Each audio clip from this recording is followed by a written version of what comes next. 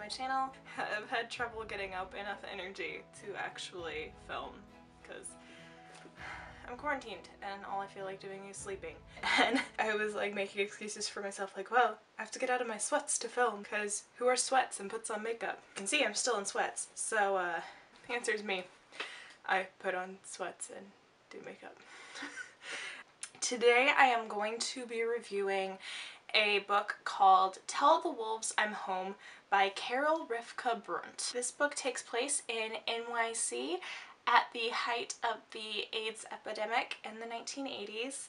14-year-old June's uncle Finn, who is her godfather and a fairly famous artist, passes away at the beginning of the book due to complications from AIDS. Shortly after the funeral, she receives Finn's prized Russian teapot in the mail as a gift from a mysterious person who she soon learns was Uncle Finn's partner that she had not been allowed to know about. The two form a sort of let's work through our grief together friendship throughout the course of the book, and June also deals with general familial struggles. Her parents are both accountants that are fairly absent because the entire book takes place during tax season, and her older sister and she used to be very close and are no longer, and they're dealing with a lot of the tensions of that. The entire book focuses on this unlikely friendship and as they work through the grief of losing a loved one, and how all of June's family really deals with this grief and how these relationships grow and then are affected. So because this look takes place in the 1980s, my look today is going to be historically inspired by 80s makeup, but then also because Finn was an artist, he actually left June and her sister Greta a painting of the two of them. So because art is very much referenced throughout the book, I am going to be incorporating, of course, aspects of that in the book and themes as well. So I am slightly nervous because 80s makeup is not my favorite. Actually, where on earth did my makeup palettes go? I was gonna use... I'm losing my mind. Guys, I don't even know what day it is. The only days that exist right now are yesterday, today, and tomorrow. And lukewarm tea, apparently. Aha! I found them. Okay, cool. So like I said, this is... I was about to put lash glue on his lotion. I'm doing well, can't you tell? Can't you tell? If this seems mildly just disjointed, hopefully I will still get the point of the book across, and hopefully this will be an okay review. You're gonna come out like, she does not know how to do 80s makeup and she doesn't know how to review books. And I'll be like, cheers, you figured it out.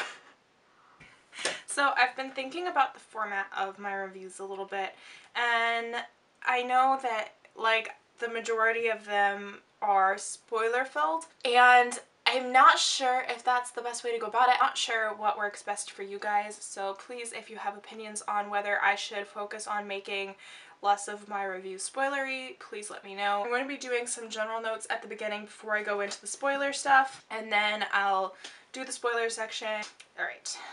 One thing that kind of struck me about this book, and it's a middle grade book, I believe. I just kind of picked it up because I thought the title was fascinating. It had this like really ornate Russian teapot on the top, and I was like, Tell the Wolves I'm Home, what the heck is that? So Tell the Wolves I'm Home is actually the title of the painting that Uncle Finn did of June and Greta before he passed. Even though it's like explained kind of throughout the book what the title of the painting means, it's not like fully elaborated upon, so you're still somewhat left to wonder. It was just...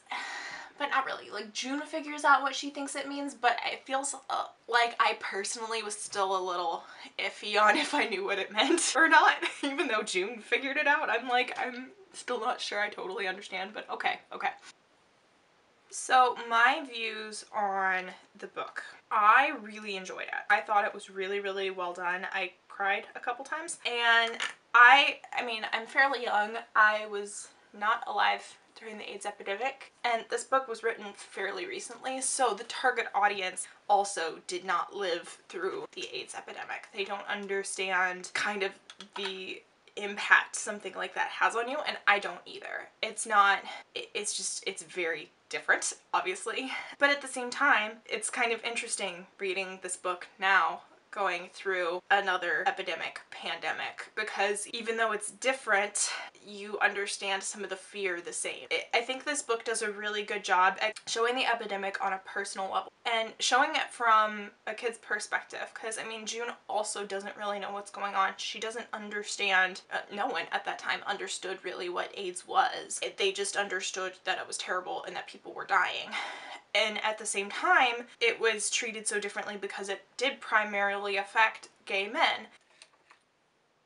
So the author used a lot of her own experiences and thoughts and fears from growing up in NYC in that time period where people were terrified and afraid and dying and didn't really know what was happening. She used a lot of those to inform how she wrote the book. And it deals with a lot of misunderstanding and social outcasting. I'm not sure quite what the right words to use are, but like obviously back then being gay was a very different environment, a very different level of social acceptance than it is nowadays, and so that of course has its own grip on the story. But even just as much as June herself, she's not popular, but she's like fairly comfortable in not being popular, but she deals with jealousy because her sister is popular and her sister ignores her, and it's this whole kind of big deal.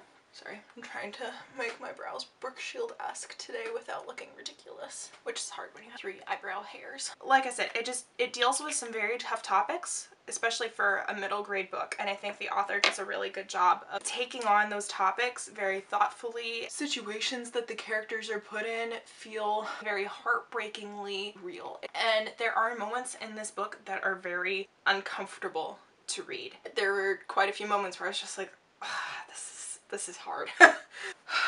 Yeah, but it's unabashedly real and genuine the entire way through, which to me is the hallmark of a good book. It doesn't shy away from the uncomfortableness, but it deals with it in a way that you can understand, especially for a middle grade book, because generally the people who are reading this material are around the age of June themselves, so they're still trying to figure out who they are. They're still trying to deal with a lot of these big emotions that they can't quite categorize, and they want to be seen as more adult than they are, and it's a lot. And so then you put a character going through giant things like the loss of a loved one, or dealing with a stigmatized illness, or wrong love, or things like this on top of it, and it suddenly gets all so much. And I think what makes this book really powerful is the importance that it places on relationship, and how it doesn't really shy away, again, from these relationships that are weird and tense and hard, and these situations that the characters get put in that are unusual, and there are no easy ways to deal with them, and nothing quite feels like a right choice. So I think it was really good to kind of see that play out, because it gives people that are reading it in middle grade or even adults the permission to just walk through their feelings as they are, to just live in that uncomfortableness, and to think through and understand their own emotions and their own feelings. The characters simply are, for better or for worse, and I think that's a lot of what made this book a really impactful read, not just the setting. And this was actually the first book I'd read that took place in that time period, and I do not know a ton about the AIDS epidemic. I don't know a ton about the 80s in general. I probably should know more because it was just like a decade before I was born. But as I said before, I don't really care for a lot of stuff in the 80s. Culture, music, makeup, fashion, like nothing about it appeals to me. So it's just, other than the bare bones basics, what I learned in history, that's about the base of what I know, and I haven't learned much since. So it was interesting, for me anyway, to kind of go back to that place and go through the whole journey with the characters. Alright, so that being said, from this point forth, there will be spoilers. So if you want to avoid spoilers at all costs, feel free to go to the description box down below, and I have a timestamp where you can skip ahead to my final makeup look and my final thoughts on the book. If you don't mind some spoilers, then stick around and I hope you enjoy. For the makeup look, like I said, it's very 80s inspired, but a lot of this book takes place in the forest, so I wanted to kind of have some greens in there, but then also blues were also very popular in just 80s makeup in general from the research I did. So I'm going to be kind of mixing some blues and greens. Still not entirely sure what I'm doing, but that's okay. I'm trying to approach this as a piece of art because there's no other way I'm going to be able to take myself seriously during all of this. But Finn was an artist, so I'm kind of trying to approach this with a Bob Ross-esque, there are no mistakes, only happy accidents. So if this look makes me feel like I'm making a giant mistake, I'll just go, only happy accidents. If it looks terrible, I'll just be like, it's abstract. It's art. And you will just have to accept it. Alright, so I'm going to just start talking about the book, obviously. Why y'all are here. Unless you're here for the makeup. In which case, hi, I'm doing makeup. I'm going to start by talking about the characters, and I'll start with the minor characters and then work up more to the main characters. So Finn, obviously he is a presence throughout the book because he is most loved by June, our main character, and even though his death takes place right away, his presence is felt throughout the entirety of the book, especially through the painting that he left for June and Greta, which is the last piece that he ever made. You get a lot of glimpses of him and you know how much she loved him because she felt connected to him. So a lot of her personality is developed, you understand, because of who Finn was to her, which is cool. I mean, when you have a family member that you are extremely close to, that's normal that a lot of your personality and your interests would be influenced by that. And because June is young, she doesn't really know a lot of, I mean, again, no one really knew a lot about the AIDS crisis, but she doesn't really know a lot of what is going on with Finn, her family, and even kind of just kept her in the dark a little bit about it. It was more just Uncle Finn is sick, which is, I mean, understandable. When it comes to kids, a lot of times you don't want to give them an overabundance of details. You want to try and protect them. That seemed pretty realistic to me. So he was kind of one overarching ghostly presence throughout the book. And the other one throughout a lot of the book is Dani, who is June and Greta's mom and Finn's sister. She's kind of the driving ghost behind most of the story, and her character is very interesting to me. And a lot of that is just because she's very complicated, but because the book is all told from June's perspective, you don't really understand a lot of the complexities of her character. And because she herself is not present for a large majority of the book, you get very few glimpses of Dani. You get bits and pieces of her story told and why her own sibling relationship with Finn was so strained. And when I was reading a couple things on the book, I'm trying to remember if it was in, I think I was reading the author's thoughts on the book, and it was like there's like a study question guide at the end of the version that I read. So the author had apparently had lots of fans and people that kind of thought that Dani was like homophobic by not letting Toby, who is Finn's partner,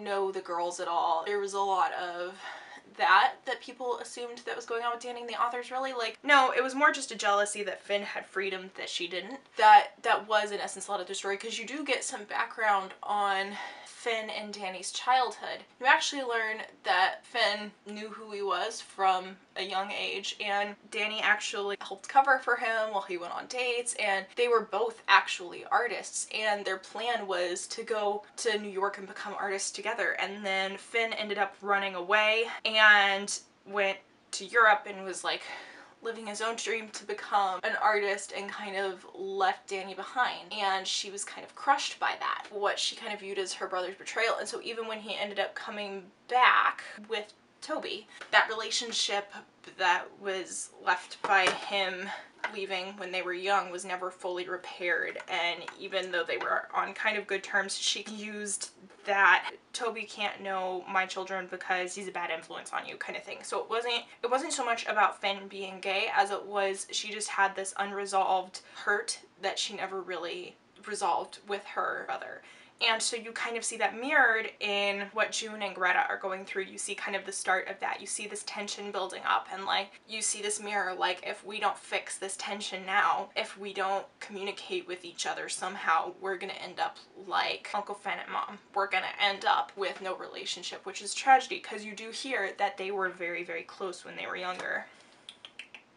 It's interesting because it's her desperation and her jealousy and her hurt action from years before, and they just echo throughout the entire story, and they affect all of the characters. And it's just interesting how a character that is physically not really present at all can influence the story that greatly. And her life is very shadowy and regretful. You can see that she regrets that she never took the chances to have the freedom that Fen did, that she took the safe route, that she, you know, became an accountant when she wanted to be an artist, that she has these kind of unfulfilled dreams, and she kind of lashes out a little bit at that hurt. And these are sad moments that even her husband sees, and he comments on them at some points. And so only at the end, she picks up a paintbrush and an ice cream lid, and she paints her own redemption. And you just get this one little moment that I thought was a really, really powerful moment for her character, because you see her finally start to heal a little bit. And it took years and years and years, and there were negative consequences to her holding on to that hurt and that pain for so long. But it's good that you do get to see that little bit of redemption for her character. Greta and June, they follow a lot of the stereotypes of tense sibling relationship, but then their arcs break them in a good way. Like I said, the forest work kind of has a big part in this narrative.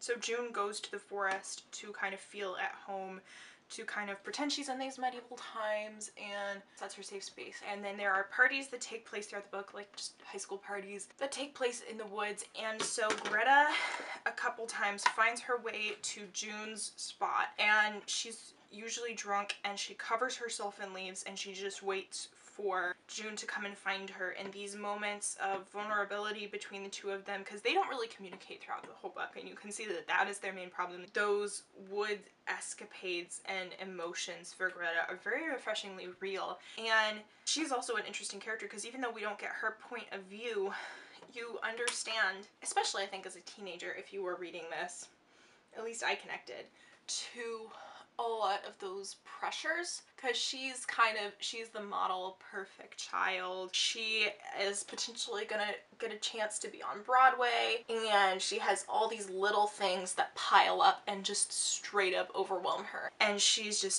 terrified and can't really talk to anyone, and she used to be friends with June and now she's not. And it's all of these little things that pile up on her, and she just gets completely overwhelmed. And I think that's very realistic for a lot of teenagers, and certainly felt realistic to me. And I appreciated that it was all of these internal little pressures of being perfect that contributed to Greta's arc rather than external things, because there was a couple times it was hinted like maybe there would be a pregnancy or a teacher affair, and I was like, please don't do that. Please don't do that. And then they didn't, and it was really all these little pressures, and they did deal with some, you know, like I said, teenage alcoholism and all of this stuff as well. And yeah, it was, even though it was kind of hard to watch that character go through some of that stuff, it felt very relatable. And you saw June have to kind of understand that, hey, everything's not perfect for Greta just because things seem to be going well for her. I appreciated how their relationship, how the arc of their relationship went throughout the entirety of the book. Can I do that? Will that look terrible now? We'll try it. June's love of Finn is kind of interesting. So we're, like I said, getting into talking about June. And this is one of those moments that was not shied away from. That was a little uncomfortable and weird. Like, she's kind of in love with him in, like, not just an uncle sort of way, but it's like partially, like, it's innocent, but it's not sexual at all. But in fact, she very much makes a point that she thinks of love in kind of an asexual way, which I thought was kind of a relief, honestly, given the way that the book also kind of talked about Finn. But it was still uncomfortable in the way it was described, and that was very purposeful. And she and Toby have conversations about wrong kind of love, and she was very, like, when she found out about Toby, she was initially very jealous, but because there was someone else who Finn loved as much / more than her. And it was just, I don't know, it was hard to read, and it was kind of, like I said, it was kind of weird. It kind of reminded me of like the OG psychodynamic stuff where a girl cannot help but love her father. And again, this one didn't come at it from a psychosexual way, but it was kind of that, it felt reminiscent of that to me, except for June specifically. She's closer to Finn, her uncle, rather than her like actual father, who she also does have a good relationship with, just it's not quite as strong. Finn. And she develops also a very strong relationship with Toby then, after she gets over her jealousy of Finn and Toby. And yeah, it was uncomfortable to read at points, although it was never inappropriate, it felt weird, you know? Finn, in the flashbacks we get about it, he was very gentle and understanding. He understood that she was just kind of going through it.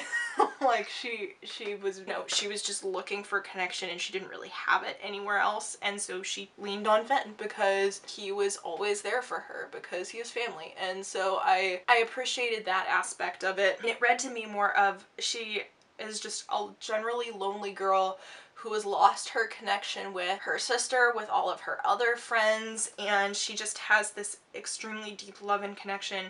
And partially because there's not enough good distinguishing words for love in English in general, it feels weird just because of that. It's more of that agape, phileo. It's a very unconditional, deep, intimate love that is not, it's not eros, it's not sexual, it's just very deep, and English is stupid and only has the word love and doesn't have enough good defining words. in my humble linguistic opinion.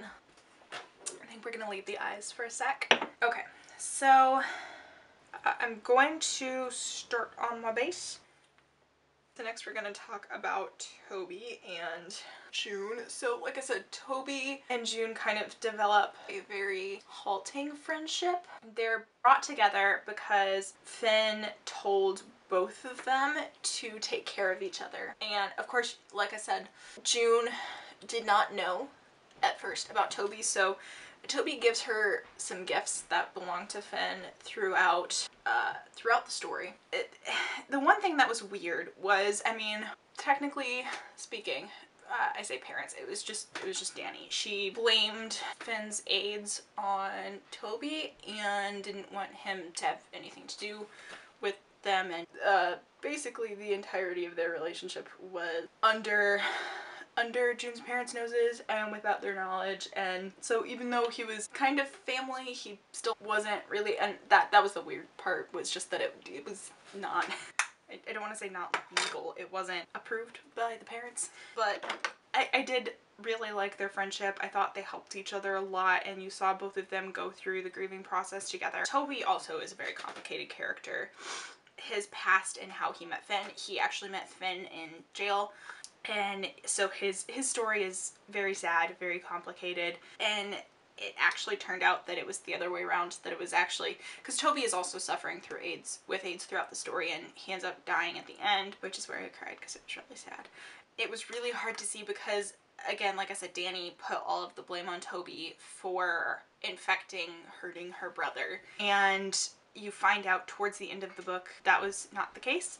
And he just kind of, they kept it that way because, and he wanted to be a part of his family's life. So Toby kept himself a secret. They kept their relationship a secret from the girls for years and years, just so close to his family. And I don't know, that whole side of the story is just really sad, and Toby's life in general is just very lonely and scared and complicated, which leads me into my plot notes. So I'm actually going to do my eyeliner real quick before I do plot notes.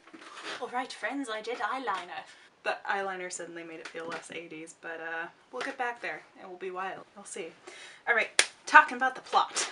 So, with it dealing with AIDS, it was very stigmatized and misunderstood, and the way the fear about AIDS is dealt with in the book for me is just one of the most heartbreaking parts of the book.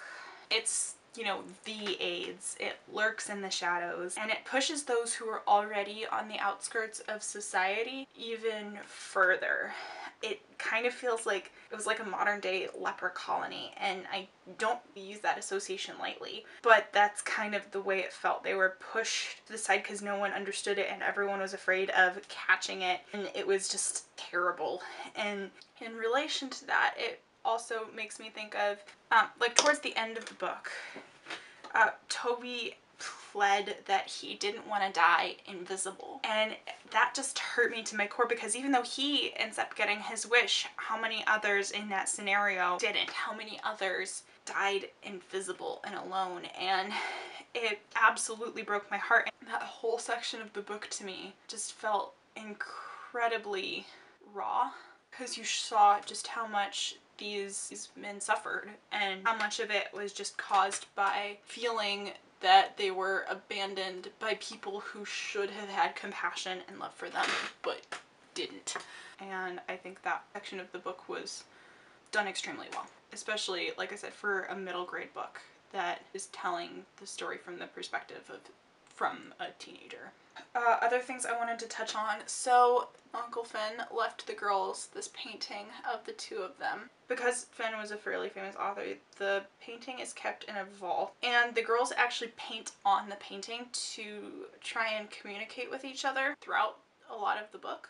And so, which ends up creating a major plot point later. But I really liked how they used that method of communication when they were feeling so far apart from each other that they couldn't talk in real life. They used the painting to communicate the hurt that they were going through. That part of the story was really beautiful and well told. They created this beautiful work together out of what Finn left for them, and used out of a desperation to be seen and heard from each other. Like, the first thing that's done is Greta paints a skull on her painted hand. June does the next thing, and she paints gold on her fingernails and in the girls' hair, and Greta draws red on her lips. Of course, I'm doing red lipstick later, which we'll see how well that matches with my eye look, but oh well. And I can see the created painting in my mind's eye, and I just think what they created together just to try and work through their tensions and to communicate across this vast divide that's built up is really, really beautiful. And one of the questions that they asked at the end, like during the discussion section, was, do you think it was more beautiful? Because the thing that was later was they had an art appraiser come, and he freaked out when he saw what the girls had done to the painting, and of course there was a lot of drama, and both girls got in trouble for ruining this very precious work of art. And when it had been created by Finn for the girls, and he had kind of hoped it would bring them closer together. I think personally that their additions made it more beautiful, even if most people probably wouldn't see it that way. And then of course, you know, they restored the painting and, you know, brought it back to its original beauty. And I think that, you know, that had value too, because it was a gift from Finn. But I think the way that the painting was used in its symbolism throughout the course of the book was really, really interesting. The end of the book gets very intense, very fast. Oh, this from the...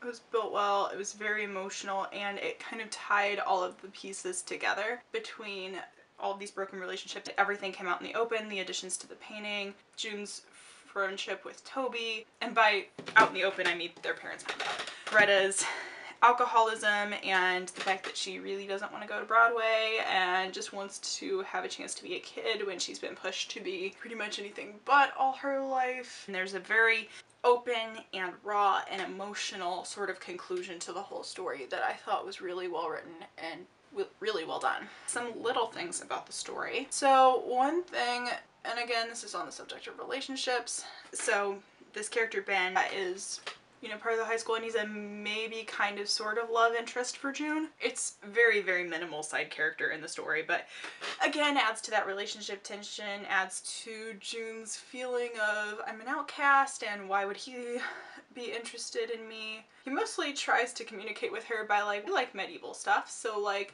wanna play D&D with us? He'll help you create a character, it'll be fun. And I just thought it added a lot to the atmosphere of the book. The one thing I thought was really funny, there's this one moment where Ben is very smooth and he just like, and he has a weird amount of game and like randomly kisses June and then like leaves. And a nerdy tech theater D&D playing kid in the 80s having that much game, for whatever reason, was the one thing that took me out of the book. I was like, you've got to be kidding me, that is not real. I was on a plane and I read that and I just laughed. It just, for whatever reason, I thought that was really funny that this tech theater kid had that much game. It was just funny to me. Well, sorry, specifically this tech theater kid that also played D&D, which, I mean, especially back then, I feel like it has a very different feel to it back then than it does now. Like, now it's more just like, I know a ton of theater people who play it, and myself included. This is very minor, well, very off main book plot, but yeah, it's mostly just nowadays, like, it's like, oh, it's like improv, it's storytelling, it's a way to connect with other people, and absolutely sure that within the community of people who play D&D, I'm sure that was a lot of it back then too. I don't know, it was just funny. Yeah. At the end, you know the stakes are high, feels suitably intense, and then ending with Toby's death and the falling action and the resolution between the characters, and knowing that through all of this, Greta and June, like, that's like kind of the one good thing of this book. You see, or not of the book, of the ending, even though all of this terrible stuff has happened. One, you see that Greta and June have come closer together again, which is the biggest triumph of the book. And then, like I said, very end, oh yeah, that was the thing. So at the very end, before the painting goes to be restored, Danny, the mom, she picks up, like I said, a paintbrush and an ice cream lid, puts paint on it, and she adds to the painting as well. And she adds a necklace. That's the one thing that did not get removed in the restoration, because her artwork was good enough that they did not recognize it as separate from Finn's, which that was just really interesting. And that was a really impactful moment as well, because it felt like a redemption for her character, even though, again, that portion of the book was really tiny. You don't see a lot of Danny throughout the book, but you get that sense that that is a full circle for her character. Even though she wasn't able to make amends with her brother in the end, you see that she was able to, at the very last moments, make amends with Toby, and then able to kind of make peace with herself and heal and move forward. And I thought that, for me, was one of the most powerful portions of the book, was seeing how relationships could heal. There was always the potential for healing, even after terrible stuff happened, which I thought was really powerful. That's actually pretty much everything I have before my final notes, so I am going to speed through the rest of my makeup, and you'll just get a little musical montage, and yeah, then we'll come back together for our final notes at the end.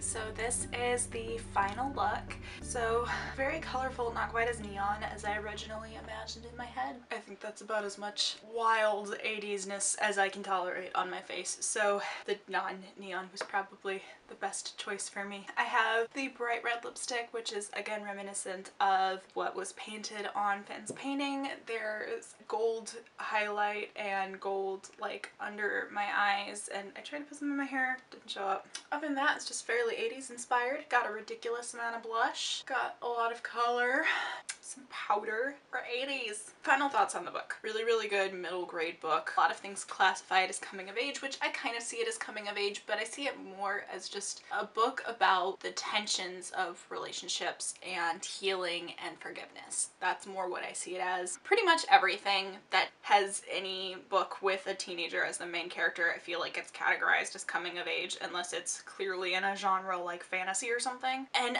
coming of age, I mean, yes, it's about like finding yourself, figuring out about who you are and stuff like that, but that's less of June's journey. And again, most of her journey is related to relationship and forgiveness, even generational like forgiveness, because you also see the shattered relationships from Danny and Finn. Again, it has some uncomfortable moments, but that adds to the realness of it because life is uncomfortable. And I think that for a book that is firmly grounded in a very uncomfortable piece of our history as Americans, I think that that feels real, and anything less than that would feel disingenuous. And I really appreciate that the author handled this topic in a way that was very thoughtful, very considerate, and didn't shy away from the grit and the uncomfortableness. And sometimes people make mistakes, and sometimes they do things that are harmful to others, and sometimes, you know, things don't always work out the way you plan. Sometimes she just lets things be ambiguous. You have to think about things in this book, and I think that's really important for middle grade readers, especially because they're starting to realize that they need to think through life and its problems, and not everything is black and white. And I think that that's done really well. I think it has a lot of really good things to think through, a lot of good values, because again, family and relationship is at the crux of this book. Also focuses on how no one should feel invisible. All of the characters throughout this book have a lack of connection, a miscommunication, a barrier between them and other characters, and they all feel forgotten and invisible to some degree. And so the resolutions at the book are that they finally feel seen and found, even if it's by rather unconventional means. The writing is done really well, so I really enjoyed this book. I would absolutely recommend it. I think it is told beautifully. Not that it takes a lot to make me cry, but I did cry, and almost made me like the 80s. So no, it didn't. Made me appreciate the 80s more. No, I don't know. I'm still not the biggest fan of the 80s, but you know what? I appreciate this story. That's what I'll say. Thank you so much for joining me today. I hope you are staying healthy and safe. Make sure that you are taking care of those around you during this time. Make sure that you are letting people know that you love them. That being said, I hope you all have a beautiful, magical day. Thank you so much for joining me. If you like this video, please consider doing all those YouTuber things, liking, commenting, subscribing. If you have recommendations for future books I should do a book look on, or any other ideas for videos, feel free to let me know down below. But hopefully this has brought you some joy and entertainment. Yeah, thank you so much. I love you so much, and I hope you all have a beautiful day. Bye!